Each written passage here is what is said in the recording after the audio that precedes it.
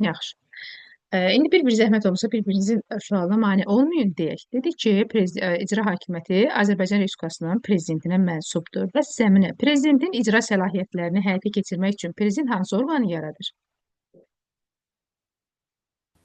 Nazirlər Kabinetini. Həm Nazirlər Kabinetini yaradır, onların tərkibini təsdiq edir, yəni Nazirlər Kabinetinin tərkibini vəzifəyə təyin vəzifədən azad edir. Prezident həmçinin də Nazirlər Kabinetini iş qaydasını nə edir? Müəyyən Müəyyən edir. edir. Aha, bəs Nazirlər Kabinetinə bir qayda olaraq kim sədrlik edir zəminə? Nazirlər Kabinetinə sədrlik Aha, bir qayda olaraq Nazirlər Kabineti sədrlik kim edir? bəzən zəruri olduqda prezident eləyə bilər. Zəruri Aha, hallar bütün yaradıldıqda hallarda, prezident yəni əksər hallarda, əksər hallarda yəqin ki, baş nazir eləyər də. bəli, bax dedik ki, bir qayda olaraq Nazirlər Kabinetinə sədrliyi baş nazir həyata keçirir, amma zəruri hallarda dedik ki, Prezident prezident də sədrlik edə bilər. Bəli. Bəs Zeynəb, prezident kimin səlahiyyətini müəyyən edirdi? Hansı orqanın səlahiyyətini müəyyən edirdi? Bir dəqiqə. Nazirlər Kabinetinin Şey, iş qaydasını müəyyən edir. Qəbula dedim dəfələrlə yerli icra ayrı-ayrılıqda düşür. hakimiyyəti orqanı, Bəli, yerli icra yerli icra hakimiyyəti hakimiyyət orqanları. orqanlarının səlahiyyətini dedik müəyyən edir. Yerli icra hakimiyyət orqanını kim yaradır? Prezident. Bəli, prezident yaradır. Dedik dövlət büdcəsindən icra hakimiyyət üçün nəzərdə tutulmuş xərclər çərçivəsində nə yaradırdı prezident? icra hakimiyyət İcra orqanları, Mərkəzi və orqanı. yerli icra hakimiyyət orqanlarını yaradırdı. Bəs Leyli, yerlərdə icra hakimiyyətini kimlər həyata keçirir? Yerli Yerlərdə icra icra hakimiyyətini hakimiyyəti kimlər həyata orqanları, keçirir? onlar da prezident təyin edir. Bəli, dedik ki, yerli icra hakimiyyət orqanları yox, yerli icra hakimiyyət orqanlarının başçıları həyata keçirir. Yerlərdə icra Başçıları. hakimiyyətini yerli icra hakimiyyət orqanlarının başçıları həyata keçirir. Bax, qəbula da düşüb. Yaxşı, sonra demək Zəhra biri qoşulub, amma o bir Zəhra qoşulmayıb. Zəhra, siz deyin, Nazirlər Kabinetinin tərkibi kimlərdən ibarətdir? Nazirlər Kabinetinin baş nazir, onun müavinləri, nazirləri, bir də mərkəzi icra hakimiyyətinin orqanlarından ibarətdir. Mərkəzi İcra Hakimiyyəti orqanı rəhbərlər. Demək, müavin olaraq sadəcə Rəhbərlər, kimi götürürük? baş Müavin olaraq, nazirin müavini. bəli, desən nazir müavini, Mərkəzi İcra Hakimiyyəti orqanı rəhbərinin müavini, bu Nazirlər Kabinetinin tərkibində sayılır. Necə müəllim? Məsəl üçün desək ki, tutaq ki, İqtisadiyyat Nazirliyinin müavini. Bu Nazirlər Kabineti tərkibi gedir, Xeyr, nazirin özün özü gedir, amma müavin desək, sadəcə müavin olaraq kimi götürürük? Baş nazirin müavini. baş Yəni baş nazirin özün nazir onun müavini. müavinləridir, nazirlərdir, bir də mərkəzi və yerli Mərkəzi icra hakimiyyəti icraçı. orqanları rəhbərləridir ki, bunlar Nazirlər Kabinetinin tərkibidir. Sonra yaxşı desin, Nuranə siz deyin. E, dedik ki, prezident hansı vəzifələri heç bir təqdimat, razılıq olmadan özü özü vəzifədən də azad edir. Hansılar idi? Hansı vəzifələr idi ki, prezident özü təyin edir da, yəni heç bir razılıq filan almır. Aha, yaxşı desin, kim desin? Neçə nəfər qoşulub? Zəminə siz deyin. Mərkəzi Bankın idarə heyətinin üzvləri idi, vəzifəyə təyin etməsi vəzifəsini azad. Yox, orada təqdimat verirdi Nazirlər Kabinetinin, amma şeyini, üzvlərini özü təyin edirdi və özü vəzifədən azad eləyirdi. Sonra bir dənə onu bilirəm, bir də Nazirlər Kabinetinin üzvləri bir, sonra bir də nə idi o qüvvələr, silahlı qüvvələr, silahlı qüvvələrin heyətini və heyətini təyin özü edir. təyin edirdi. Silahlı Qüvvələrin Ali Komanda heyəti idi. Sonra Sonra Prezident administrasiyanın rəhbərini təyin edir. Ondan sonra İcra hakimiyyətinin başçıları olar mı? səfirliklər də təyin edir də müəllim, düzdürmü? nümayəndəlikləri, bəli, Nümayəndə- səfirliklər dedik, təyin edirdi, geri çağırırdı. Yerli icra hakimiyyətinin başçıları idi, vitse-prezidentləri idi. Sonra Deyim mi? Diplomatik nümayəndəliklər idi, onlar da var idi də. dedikdə diplomatik nümayəndəliklər idi. O səfirlər idi ki, onları təyin edirdi, geri çağırırdı. Sonra başqa nə qaldı? Məsəl üçün Bir də hansı Mərkəzi məhkəmə Bankın hakimlərini Bankın prezident vəzifəyə idarə təyin heyətini. edirdi? Hansı məhkəmə hakimləri idi? Zəminə. Yerli məhkəmə, digər məhkəmə hakimlərini. Birinci instansiya məhkəmənin hakimləri idi da. Hansıları prezident təyin etmirdi? Ali, apellyasiya, bir Bir də də bir də Ali apellyasiya konstitusiyaydı da onu konstitusiya şeyə məhkəməsi verir. Üç hakimlərini. məhkəmə Bəli, hakimini prezident vəzifə təyin Konstitusiyaydı etmirdi. ayrı idi. Yerdə qalan məhkəmə hakimlərini prezident özü özü vəzifə təyin təyin edir. Amma azad olunma qaydası necə idi Zeynəb? Mən digərlərinin hamısını özü vəzifədən azad edir. Xeyr, Xeyr, səhv bilirsən. Milli Razı Məclisin qərarı ilə 63 səs çoxluğu ilə vəzifədən kənarlaşdırılır. Ümumiyyətcə bütün məhkəmə hakimlərinin vəzifədən kənarlaşdırma qaydası eynidir. Birinci instansiya məhkəmələrinin hakimlərin vəzifəyə özü təyin edir, özü azad edir. Amma digərlərində Səhv deyirsən Milli Zeynəb. Məclis Apellyasiya, konstitusiya, Ali Məhkəmə 83 səs çoxluğu ilə qəbul edilmiş qərarla qalanları 63 səs çoxluğu ilə. Bəli, ümumilikdə götürəndə Alındı. bütün məhkəmə hakimlərini Zeynəb, bax yaddan bir də çıxarma. Bütün məhkəmə hakimləri prezidentin təqdimatına əsasən Milli Məclis tərəfindən vəzifədən kənarlaşdırılır.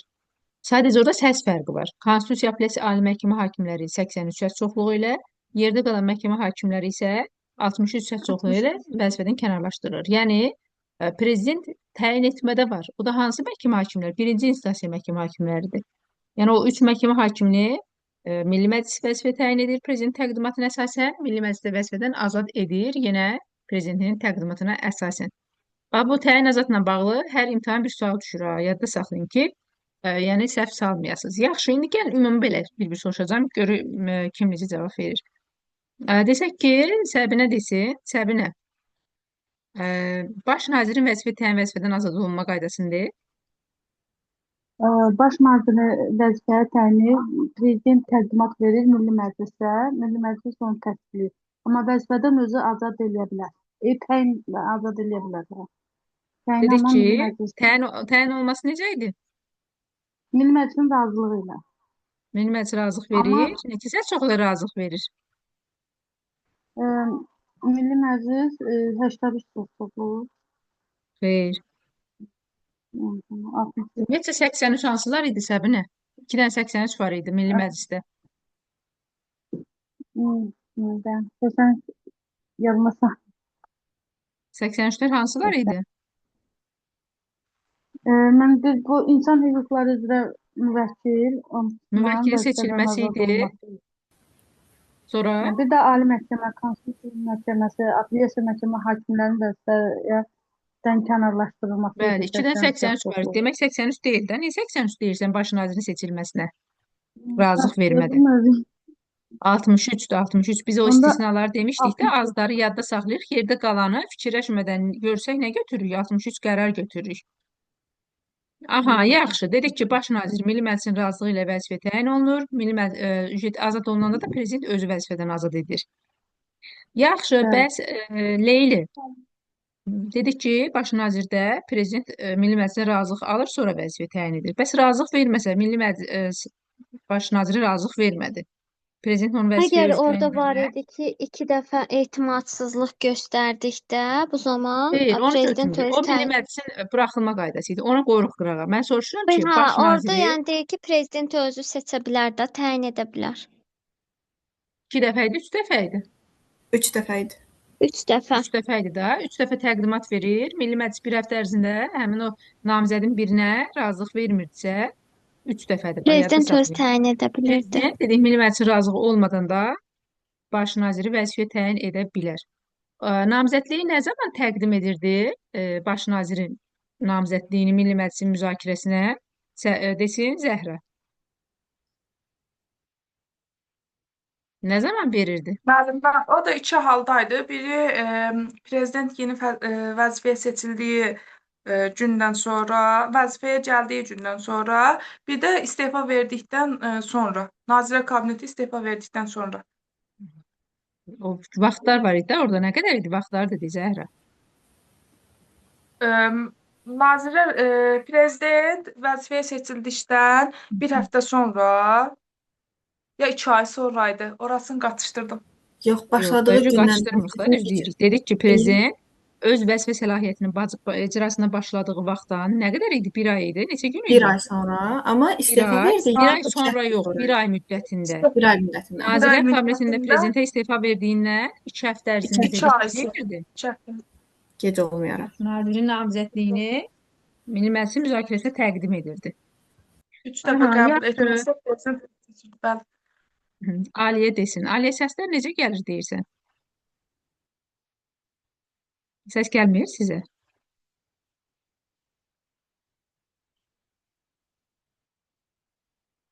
Eşidirsən Aliyə? Aha, yaxşı. Yəqin səs aça bilmirsən. Bəli, Aa, müəllim. kim Müəllim, nə sual verdiniz? Başa düşmədim. deyirəm ki, yəni səsimiz gəlmir deyəsən qrupa yazmısan ki, səsimiz qırla-qırla Hə, gəlir. müəllimə səsinizi eşidə bilmirdim. Nə danışan tələbənin Səssiz qırıq-qırıq gəlir. Məni? Bəli, nə sizin səsinizi eşidə bilirdim, nə tələbənin səsini eşidə bilirdim. Aa, Amma indi də elə indi gəlir. Məndə düzəldi. İndi düzəlib, Aha. amma bayaqlar səsiniz qırıq gəlirdi. Mhm, Hə, ola bilər sizdən ola bilər. Yəqin ki, indi düzəldi. Aha, Aliyə siz deyin. Bax, prezidentin dedik ki, yaxşı, indi o elə qoy vəzifələri soracaq o təyin azadlığı. Çünki təyin azaddan hər imtahan bir dənə sual düşür. Bax, Ali, de, ombudsman seçilməsini de, bir. Sonra Mərkəzi Bankın sədrinin seçilməsiini de, bir də vitse-prezidentin seçilmə qaydasını de. Vitse-prezidenti prezident özü vəzifəyə təyin eləyir, vəzifədən azad eləyir. Ombudsmanı deməli necə verirdi? Təklif eləyirdi. 83 ilə seçirdi Milli Məclis. Təqdimat verirdi, təklif yox. Prezident təqdimat verirdi, Milli Məclis seçirdi 83-dən. Aha. Milli Məclis seçirdi. Sonra bir də hansını düz? Mərkəzi Bankın sədrini. Hə, Mərkəzi Bankın sədrini də elə təqdimat verir, Milli Məclis seçir. Xeyr, onun görə səhv dedi. Yox, Sədrini prezidentin özü seçir, üzvlərini Milli Məclis seçir. Milli Məclis. Hə, Bax, Milli Məclis 3 dənə vəzifəni seçirdi prezidentin təqdimatına əsasən. Aha. Bir ombudsman idi, bir Mərkəzi ombudsman Bankın idi. kollegial üzvləri idi, bir də Bir də baş naziri. xeyr, baş nazirə razılıq verir. Biraz idi. O 3 dənə məhkəmə hakimi idi də, Konstitusiya Apellyasiya Ali Konstitusiya Məhkəmə Ali hakimləri Apellyasiya ki, məhkəmələrinin hakimləri idi. aha, onları dedik ki, prezident təqdimat verirdi, Milli Məclis 63 səs çoxluğu vəzifə təyin edirdi. Bəli. Yaxşı, bax desəm ki, Aytən cavab verə bilirsən? Dərsə qoşanlar cavab verin zəhmət olmasa. Yəni ən azından bilim ki, eşidirsiniz də, məni dinləyirsiniz. Görüm kim qaldı. Aha, Zeynəb siz deyin. Bax biz demişdik ki, qanunları prezident imzalayır, dərc edir. Prezident imzalamasa bu qanunlar dərc oluna bilər, qüvvəyə minə bilər. Bəli, müəllim. Deməli, əgər imzalamırsa, etirazı ilə birlikdə yenidən Milli Məclisə qaytara bilər. Qaytardıqdan sonra 63 səs çoxluğu ilə qəbul edilən qərarlar 83-dən, 80 qəbul edilənlər 95 səs çoxluğu ilə qüvvəyə minir. Aha, təkrar səs vermədən keçdikdən sonra, qəbul olunduqdan sonra dərc olunur, dərc olunandan sonra qüvvəyə minir. Yəni, bax istisnası var. Bir baş nazir də var idi ki, məsəl üçün biz deyirik normalda baş naziri Milli Məclisin razılığı əsasında prezident vəzifəyə təyin edir. Yəni o razılıq olmasa da o qayda var idi ki, özü seçə bilirdi. Həmçinin də qanunların dərc olunmasında, yəni qüvvəyə minməsində prezident imzalamasa da qüvvəyə minə bilər. Amma konstitusiya qanunları belə idimi? Xeyr, konstitusiya Ha, qanunları aha. imzalanmalıdır prezident Bəli, tərəfindən. prezident onu mütləq ki imzalamalıdır. İmzalamasa qüvvəyə minmir. Özü nə zaman qüvvəyə minir? İmzalandıqdan dərhal sonra. İmzalandığı gün qüvvəyə minir. Amma qanunlar bəs nə zaman qüvvəyə minir? Səs vermədən sonra. Xeyr, dərc olunduğu Yox, gün qüvvəyə özündə minir. bax. Qanunlar dərc olunduğu gün qüvvəyə minir. Amma konstitusiya qanunları dedik ki, prezident imzaladığı gün qüvvəyə minir. Yaxşı, desin, kim desin? Nuranə xanım desin. Nuranə xanım, prezident hansı orqanları yaradırdı? Prezident Aha, diplomatik O nümayəndəlikləri yaratmır. yaradır, da müəllim. Yaratmırdı. Təsis edən kim idi? Diplomatik nümayəndəliyi kim Təsis təsis edirdi. edir? Kim təsis edir? Milli Məclisə təqdimat verirdi, o da təsis edirdi xarici Aha, demək ki, ölkələrdə. prezidentə aid deyil də. Prezident təqdimat verir, Milli Məclis təsis edir o diplomatik nümayəndəliyi. 63 səs çoxluğu qanun qəbul edir və o qanun əsasında təsis olunur. Yəni prezident sadəcə təqdimat verir. Amma mən soruşuram ki, prezidentin yaratdığı orqanlar nələri yaradır prezident? Prezident administrasiyası, təhlükəsizlik Administrasiyanı şurası, təşkil universitet, edirdi, yaratmırdı. Bəli, prezidentin təhlükəsizlik xüsusi şurasını mühafizə yaradırdı xidmətini axı. yaradır, təhlükəsizlik şurasını Xüsusi yaradır. mühafizə. Sonra biri də var idi. Mərkəzi və yerli icra hakimiyyət orqanlarını yaradır da. 3 dənə İcra orqan yaradır hakimiyyət prezident. orqanları yaradır. Hı -hı. Həmin o dedik ki, prezidentin yaratdığı o xüsusi mühafizə xidməti də kimlərin təhlükəsizliyini təmin edirdi?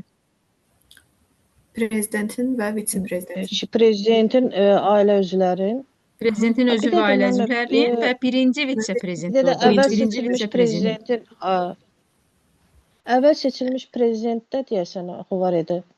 Xeyr, o yox idi. Yox. Əvvəla prezident seçilmiş şəxslərin təminat qaydası konstitusiya qanununa müəyyən edilir. Biz dedik ki, birinci vitse-prezidentin və prezidentin özünün və ailə üzvlərinin təhlükəsizliyini həmin o xüsusi mühafizə xidməti həyata keçirir. Xüsusi Yəni mühafizə təmin edir. xidmətləri. Aha, yaxşı. Leyli xanım, siz deyin. Biz dedik ki, əgər prezident vəzifədən kənarlaşdırılırsa, hansı səbəbə görə? Deməli, bir fəaliyyət qabiliyyətini tamamilə itirdikdə, Yox, o vəzifədən vaxtından əvvəl getmədi. Biri var, vaxtından əvvəl vəzifədən gedir, biri də var, vəzifədən kənarlaşdırılır. Vəzifədən nə zaman əgər kənarlaşdırılır? cinayət başında yaxalanarsa, Xeyr, prezidentdə cinayət cinayət başında başına yaxalanma yox yaxalanarsa, idi, Leyli. Prezidentdə cinayət başına yaxalanma yox idi. Prezident ağır cinayət törətdikdə, yəni vətənə ağır xəyanət cinayət, etdikdə, bəli, aha, bu bu zaman zaman vəzifədən kənarlaşa bilər. Bu təşəbbüsü zaman kimlər irəli sürürdü? Kim iştirak edirdi? Hansı subyektlərin iştirak Milli əsasında həyata Məclis keçirilir? tərəfindən Xeyr. Deyim mi? Aha. Yaxşı, qoy zəminə desə qulaq as, Leyli. Konstitusiya Məhkəməsinin təşəbbüsü ilə olurdu. Sonra Ali Məhkəmənin də rəyi olurdu. O rəy də 30 gün müddətində şey eləyirdi. Milli Məclisin qarşısında irəli sürülürdü. Aha, dedik ki, Təşəbbüs Konstitusiya bax, Məhkəməsində üç orqan iştirak edir. Bax, prezidentin impeachment qaydada vəzifədən kənarlaşdırılmasında 3 subyekt iştirak edir orqan olaraq. Konstitusiya Məhkəməsi də, Ali Məhkəmədə, Milli Məclisdir. Konstitusiya Məhkəməsi ilk öncə təqdimat Təşəbbüs verir. verir. Hara? Milli Məclisə və Ali Məhkəmənin də 30 günlük rəyi əsasında. Milli Məclisə. Aha, Milli Məclisdə Mənim həmin o səsim gəlmir. indi gəlir. Hə, yaxşı. Leyli də görək. Milli Məclis nə qəbul edəcək o təşəbbüsə aid? Milli Məclisdə həmin təşəbbüsə aid qəbul edir ki, yəni bu ərizəni yəni prezident tərəfindən irəli sürülüb də onu Yox, bax təsdiq Leyli, edir. səhv deyirsən. Ərizə nə zaman verilir? Prezident istefa verdikdə. Qərar qəbul edir, Prezident qərar. 95 səs çoxluğuyla qərar qəbul edir da. Dedik ki, prezidentin vəzifədən kənarlaşdırılmasına dair, o impeachment qaydada vəzifədən kənarlaşdırılmasına dair 95 səs çoxluğuyla qərar qəbul edir. 95 səs çoxluğuyla qərar qəbul etdi. Sonra bəs Zeynəb bu qərarı kim imzalamalıdır ki, o qərar qüvvəyə minsin ki, prezident vəzifədən kənarlaşdırılsın? Mən Konstitusiya Məhkəməsi bu qərarı bir həftə ərzində Konstitusiya imzalamalıdır. Məhkəməsi sədri. Sədri. Bir həftə ərzində tərəfdar çıxmazsa, bu qərar qüvvəyə minmir. Dedik ki, bir həftə ərzində əgər o qərarı təsdiq edərsə, prezident vəzifədən kənarlaşdırılır. Yəni ağır cinayət törətdiyinə görə prezident vəzifədən kənarlaşdırılır. Amma yox, əgər Konstitusiya Məhkəməsinin sədri bir həftə ərzində həmin o qərarı təsdiq etmirsə, qərar qüvvəyə minmir. Bir də var, prezidentə qarşı irəli sürülmüş ittihamın rədd edilməsi. Bu da 2 Bu ay nə zaman ərzində rədd edilirdi? olmalıdır. 2 ay ərzində qəbul olmalıdır müəllimə. Əgər 2 ay ərzində qəbul olunmursa, prezidentə qarşı sürülmüş ittiham olmur da, yəni Rədd qəbul olunur. Ay olunmur, sağ ol. rədd Bax, olunur. sizə bir sual düşə bilər ki, prezident ağır cinayət törətdikdə ona qarşı irəli sürülmüş ittiham nə zaman rədd edilə bilər? Ya da soruşa bilər ki, prezidentin vəzifədən kənarlaşdırılması barədə qəbul edilmiş qərar nə zaman qüvvəyə minməyə bilər? Yaxud da sual düşə bilər ki, nə zaman Milli Məclisin qərarını Konstitusiya Məhkəməsinin sədri təsdiq edir? Yadda saxlayın. Bax, bu hallardadır. Yəni, prezidentin vəzifədən kənarlaşdırılması halındadır. Bəs Aliyə, prezidentin fərmanını nə zaman Milli Məclis təsdiq edir?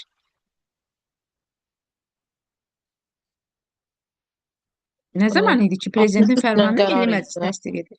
Necə? Prezidentin fərmanlarının təsdiqi 63 ilə qərar etdi, həll etdiyi məsələdə idi. Aha, Onu yaxşı. soruşursunuz. 63 qərardır, dedin, düz dedin. Ay sağ ol. Bəs nə zamanda, hansı hallardaydı ki, onda prezidentin fərmanını Milli Məclis təsdiq edir? Yəni ən azından oxuduqlarından hansılar var yadında qalan? Ki, o halda prezidentin fərmanını Milli Məclis təsdiq edir. Yəni prezident o fərmanı Milli Məclisin təsdiqinə təqdim Bəli. edir. Nə zaman idi? Aliyə, fövqəladə və hərbi vəziyyət elan Hə, olunandaydı. fövqəladə Yadına hərbi gəlir, vəziyyət. dedik ki, Hə, prezident düşdüm. fərman imzalayır və onu 24 Mhm. saat ərzində 24 prezident saat Milli ərzində bəli, Məclisin Milli Məclisin təsdiqinə təsdiqinə təqdim təqdim edir. edir. Mhm. Mhm. Yaxşı, Tamam. bəs Səminə, nə zaman prezident fövqəladə vəziyyət elan edir? Nə zaman hərbi vəziyyət elan edir? Deməli, Əgər əgər hər hansı bir təbii fəlakətlər olarsa və yaxud da qəzalar olar, ekoloji və yaxud da böyük qəzalar olarsa, ixtişaşlar olarsa, bunda zorakılıq, ixtişaş, qiyam falan var idi. Onlar olarsa fövqəladə vəziyyət olur. Amma başqa dövlətlərdən silahlı hücum təhlükəsi olsa və yaxud blokadaya alınma və yaxud da blokada alınma təhlükəsi olarsa, bu zaman və yaxud da bir hissəsinin faktiki işğal olunduqda bu halda amma hərbi vəziyyət elan edə bilər. Ən azından sözlərlə yadını saxlayın ki, əgər daxili münaqişə, ixtişaşlar, yəni o dövlət çevrilişi, Bu yaxud da fövqəladə. təbii fəlakət, xəstəliklər, epidemiyalar, bunlar fövqəladədir. Özü də ki, bütün ərazidə yox, ayrı-ayrı ərazilərdə Bəli, elan olunur. ərazilərdə. Mhm. Amma hərbi deyəndə bax, adıyla da tapmaq olar. Yəni ki, orada real hücum təhlükəsi yarandıqda, ərazi blokadaya alındıqda, yaxud da dedik ki, başqa dövlətlər Azərbaycan Respublikasına müharibə elan etdikdə. Amma hərbi vəziyyət ayrı-ayrı ərazilərdə də ola bilər. Bütün Azərbaycan Respublikasının ərazisində də ola bilər.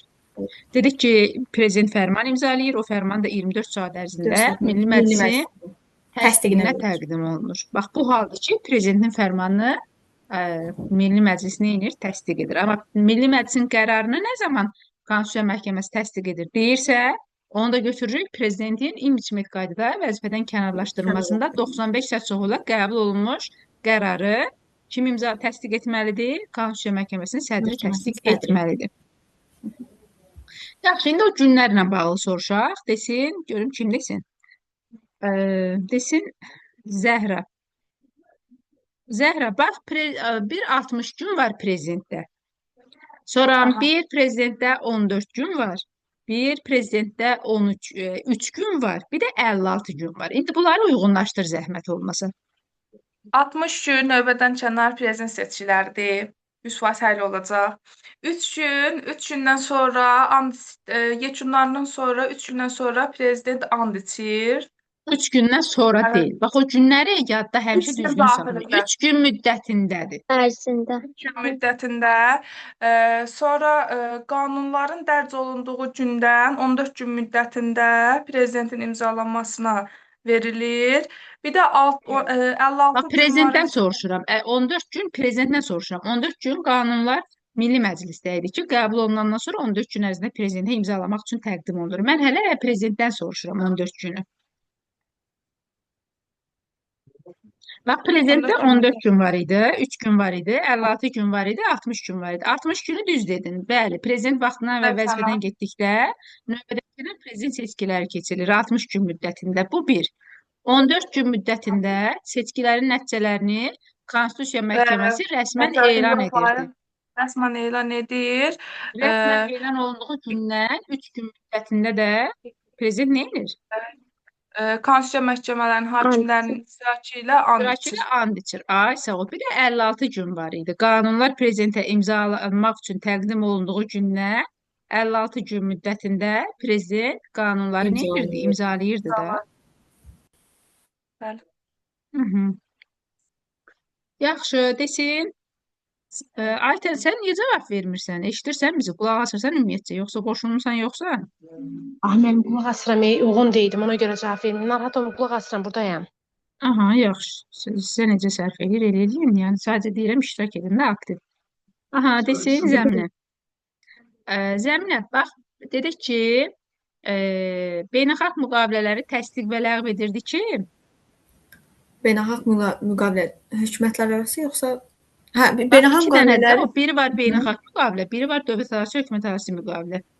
Təsdiq və dövlətlərarası ləğvi kimə aid idi? dövlətlərarası və qanunlara fərqli olanları təsdiq eləmək üçün, təsdiq və ləğv eləmək üçün Milli Məclisə təqdim edirdi. Amma nə idi? Digərini prezident özü eləyirdi. Yadıma çıxdı digərini deyəcəm. Xeyr, səhv deyirsən.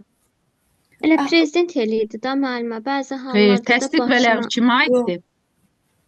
Yox, Bax, Milli hələ sizə Məclis qayda yox. demişəm ki, 63 ilə yadda qanun saxlayın. Dövlətlərarası, hökumətlərarası müqavilələrin təsdiq və ləğvi, istər beynəlxalq müqavilələrin təsdiq və ləğvi Milli Məclisə aiddir.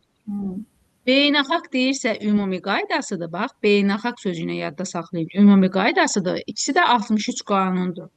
Amma dövlətlərarası və Azərbaycan Respublikası qanunlarından fərqli qaydalar nəzərdə tutan hökumətlərarası müqavilələrin təsdiqi və ləğvi o da O 63 həll etdiyi qanundur. Amma məsələdir. həll etdiyi məsələdir. Məsələdir. Həll etdiyi məsələyə Məsələ. aiddir. Təsdiq və ləğv deyirsə Milli Məclis götürür. Amma müqaviləni bağlayır desə kim götürür? Prezident. Prezident. Bəli, müqaviləni bağlayan prezidentdir. Dedik ki, həmin o beynəlxalq müqavilələri bağlamaq hüququ prezidentə aiddir. Amma prezident onu səbinə kimlərə də təqdim edə bilər ki, bağlasın. Yəni o səlahiyyəti başqa kimə verə bilər? Baş nazir, vitse-prezident, bir də digər şəxslər. Baş nazir deyil. Nazirlər Komitəsinin üzvləri idi, vitse-prezident idi, bir də özünü müəyyən etdiyi digər şəxslərə də verə bilərdi. Yaxşı, bax sual düşə bilər ki, prezident özünün yəni o müqaviləni bağlamaq hüququnu Milli Məclisin sədrinə də verə bilər? Verə bilər sizcə? Xeyr, çünki orada yox idi axı o. Ay sağ ol, yox idi. Amma desək ki, məsəl üçün baş nazirin müavininə Bəli, baş verə nazirin bilər. müavini olur. Yaxud da xarici işlər nazirinə. Xeyr, o olmaz. Niyə? Nazirlər kabineti deyirsə, olar. Nazirlər Mərkəzi Kabinetindən aiddir də, niyə olmur ki? Olar. Bəli, olar. Amma desək ki, olsun İqtisadiyyat Nazirinin müavininə. Bu olmaz da ona daxil deyil axı. Müavini. Bəli, Nazirlər Kabinetinin Daxil tərkibinə deyil. daxil deyil də. Hı. Ona görə də həmişə elə sual düşəndə bir yadınıza salın ki, kimlərə verə bilərdi və Nazirlər Kabinetinin üzvlərinə də kimlər aiddir. Yaxşı. Məsələn, müavin olaraq sadəcə dedik ki, baş nazirin müavinini götürə bilərik. Yerdə qalan nazirdir, Mərkəzi İcra Hakimiyyəti orqanı rəhbərlərinin müavinlərini götürmürük. Dedik, prezident vaxtından əvvəl vəzifədən getdikdə ümumiyyətcə növbədən kənar prezident seçkiləri, deputat Milli Məclis seçkiləri, yaxud da növbəti seçkiləri kim elan edir? prezident. Deyim müəllimə. Bəli, prezident elan edir. İstər növbəti olsun, istər növbədən kənar olsun. Yəni özü getsə də elan edir, gedir. Əgər prezident vaxtından əvvəl vəzifədən gedirsə, dedik ki, 60 gün müddətində növbədən kənar prezident seçkiləri keçirilir. Və burada qayda var, ardıcıllıq var. O ardıcılığı kim müəyyən edir ki, prezidentin icra səlahiyyətlərini həyata keçirsin? Prezident. Prezident özü müəyyən edir. Bəli, prezidentin özü müəyyən edir də ardıcılığı. Aha, ardıcıllıq başlayır kimlə? Birinci vitse-prezidentdən vitse-prezident, sonra vitse-prezident birinci statusu alır, sonra o olur, baş nazir, ondan sonra Milli Məclisin sədri, sonra da Milli Məclisin sədri də olmursa özü müəyyən eləyir. Milli Məclis sədrinin müəyyən dediyi Milli Məclisin müəyyən etdiyi vitse-prezidentlər 2 dəfədir. Birinci vitse-prezident sonra getdikdə eyni qaydadır ha. Yəni səhhətinə görə yaxud da istefa verdikdə hamısında ardıcıllıq o Birinci sözlərlə statusu başlayır. Digər vitse-prezident birinci vitse-prezident statusunu alır, sonra baş nazirdir, sonra Milli Məclis sədridir, yaxud da Milli Məclisin müəyyən etdiyi digər şəxsdir. Aha, yaxşı. Bax biz dedik ki, deputat, Milli Məclisin deputatı, vitse-prezident və baş nazir səlahiyyəti müddət ərzində şəxsiyyətlər nədir? Toxunulmazdır. Toxunulmazdır. Bəli, toxunulmazdır. Bəs yaxşı, de görək, görüm kim desin? Desin. Zeynəb desin. Zeynəb. Vitse-prezidentlə baş nazirin toxunulmazlığına xitam verilmə qaydası eynidir. Necə idi? Əslində deputatda deyildi, sadəcə Bəli, sonda bəli, qərar onlar verən fərqlidir. cinayət başında yaxalanma halları, cinayət başında yaxalanırlarsa tutula bilərlər. Başqa hallarda onlarda müayinə keçirilə bilməz. Bir də cinayət məsuliyyətinə cəlb oluna bilməz. Tutulduqdan dərhal sonra baş prokurorluq prezidentə təqdimat verir. Prokurorluğun təqdimatı əsasında prezident tərəfindən xitam verilir. Bax, deyirik ki, vitse-prezident Tutan orqan əslində prokurora bu xəbər üçünün verməlidir. ki, cinayət başına yaxalandı. Üçündə də onu tutan orqan birinci hara məlumat verir? Baş Baş prokurorluq. Baş prokurora, yəni o şəxsə, baş prokuror səlahiyyətini həyata keçirən şəxsə məlumat verir. Həmin o baş prokurorun təqdimatına əsasən deputat Milli Məclis tərəfindən qərar verilir, xitam verilir toxunulmazlığına deputatda. Vitse-prezidentlə baş nazirdə də dedik ki, prezidentin qərarı əsasında xitam verilir toxunulmazlığına. Bir də var idi, dedik ki, deputatda 3 dənədir. Bir, toxunulmazlığına xitam verilir. Bir, mandatdan məhrum edilir. Bir də dedik ki, səlahiyyətinə xitam verilir da, 3 dənədir. Yaxşı, bəs dedik ki, indi gələk namizədlərə dair tələbləri. Desin, Aliyə desin. Aliyə, prezidentin namizədliyə dair tələblərdə nələr var idi? Yəni kim prezident seçilə bilərdi? Hansı müddətdə seçilirdi? Necə seçilirdi? Səsləri neçə faizini toplayırdı? Hə, o soruşursunuz, yoxsa tələbləri soruşursunuz? Yox, bax, namizədlərə dair tələbləri də deyir. Neçə il müddətində seçilir? Necə seçilir? O qaydanı deyir. Prezident? Aha, bəli, prezident. Hə, deməli 7 il müddətində seçilir. Səsverimdə iştirak edən şəxslərin yardan çoxluğunun səs çoxluğu seçilir. Əgər birinci dövriyyəsində səs toplanmayıbsa, ikinci dövriyyəsi keçirilir. O da ikinci bazar günü keçirilir. Orada da hər iki namizəd, ən çox səs toplamış namizədin səsi götürülür. Sonra nəyi soruşdunuz? Aha, tələbləri dediyin kimlər seçilə bilərdi? Prezident, hə, deməli 10 ildən artıq daimi yaşamalıdır, Azərbaycan Respublikasının vətəndaşı olmalıdır, ikili vətəndaşlığı olmayan, ali təhsilli, başqa dövlət qarşısında öhdəliyi olmayan, hə, Azərbaycan vətəndaşı prezident seçilə bilər. Bir də ağır cinayətə görə məhkum olmayan. Aha, bax, ümumiyyətcə demişəm, yenə də deyirəm ki, bu iki söz, iki cümlə bütün namizədlərdə var. Seçkilərdə iştirak etmək hüququna malik olan Azərbaycan Respublikası vətəndaşı. Amma vitse-prezidentlə baş nazirdə bu iki sözdən başqa əlavə də 2 dənə var idi. Hansılar idi? Hə, onlar başqa dövlət qarşısında öhdəliyi olmayan, ali təhsilli.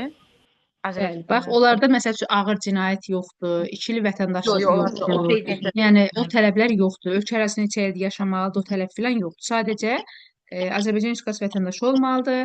Başqa dövlət qarşısı öhdəliyi olmamalıdır. Seçkilərdə iştirak etmək hüququna malik olan Azərbaycan Respublikasının vətəndaşı. Bir də ali təhsilli olmalıdır ki, seçilsin. Bəli, 4 dənə idi. Aha, gələk prezidentin səlahiyyəti. İndi mən deyəcəm, indi siz deyəsiniz ki, bu prezidentin səlahiyyətidir, Milli Məclisin səlahiyyətidir. Yaxşı. Desin, görüm, biraz desin Zəhra. Sonra yerdə qalanlarını siz deyərsiniz, soruşacağım. Zəhra, bax desəm ki, fövqəladə vəziyyət rejimi, hərbi vəziyyət rejimi. Fövqəladə prezident aiddir. Rejimi deyirəm, bax, demirəm, elan edir. Hə, rejimi bu Milli Məclisə. Milli Məclisin ümumi qaydasıdır. Amma desəm ki, fövqəladə vəziyyət elan edir, hərbi vəziyyət elan edir, bu olacaq prezidentin səlahiyyəti.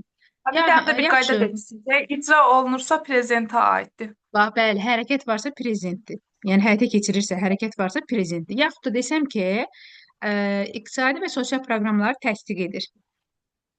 Prezidentə aiddir. Bəli, bu da prezidentə aiddir. Desəm ki, inzibati ərazi bölgüsü. Bu Milli Məclisə aiddir. Aha, amnisiya. Bu da Milli Məclisə aiddir. Əfv etmə. Əfv etmə, o da Milli Məclisə aiddir. Əfv edir. Demişsə, Xeyr. Əfv etmə prezidentdir, prezident əfv edir. Amma Milli Məclisdə amnisiyadır. Amnisiya Milli Məclisə aiddir, əfv etmə prezidentə aiddir. Yadda saxlayın. Aha, desəm ki, verilməsi məsələsini həll edir. necə? Siyasi sığınacaq verilməsi məsələsi. Məsələsi